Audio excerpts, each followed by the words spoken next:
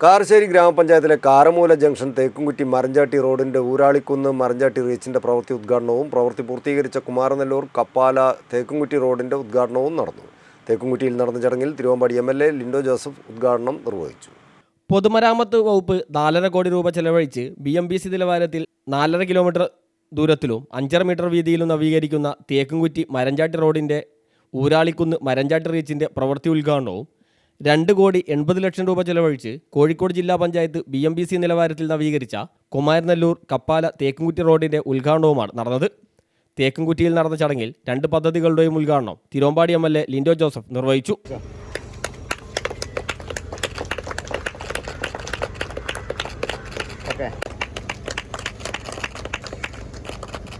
ആനക്കാമ്പിൽ കള്ളാടി മേപ്പാടി തുരങ്കപാത നിർമ്മാണം ആരംഭിക്കാൻ വേണ്ടി പോകുന്നു.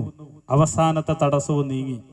പരിസ്ഥിതി വകുപ്പിന്റെ ശുപാർശ വന്നിരിക്കുന്നു. നിർമ്മാണം നടത്തുന്നതിന് തടസ്സമില്ല, ആ പ്രവൃത്തി തടയും, അത് നടത്താൻ അനുവദിക്കില്ല എന്നുള്ളതായിരുന്നു പ്രഖ്യാപനം. 2,134 കോടി രൂപയാണ് ചെലവഴിക്കുക. കോടികളൊക്കെ പറയുമ്പോൾ ആളുകൾക്ക് അതിന്റെ വലിപ്പം മനസ്സിലാകാത്ത രൂപത്തിലേക്ക് മാറുകയാണ്. എല്ലാം കോടിക്കണക്കിന് രൂപയുടെ വികസന പ്രവർത്തനങ്ങൾ. 2,134 കോടി രൂപയാണ് പ്രസ്തുത പദ്ധതിക്ക് വേണ്ടി മാത്രം നീക്കിവെക്കുന്നത്. ചടങ്ങിൽ ജില്ലാ പഞ്ചായത്ത് പ്രസിഡന്റ് ഷീജ ശശി അധ്യക്ഷയായി.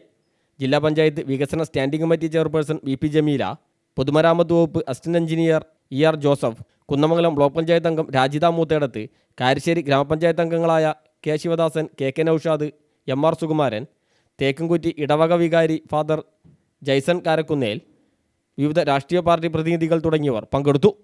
News bureau, Mukkam.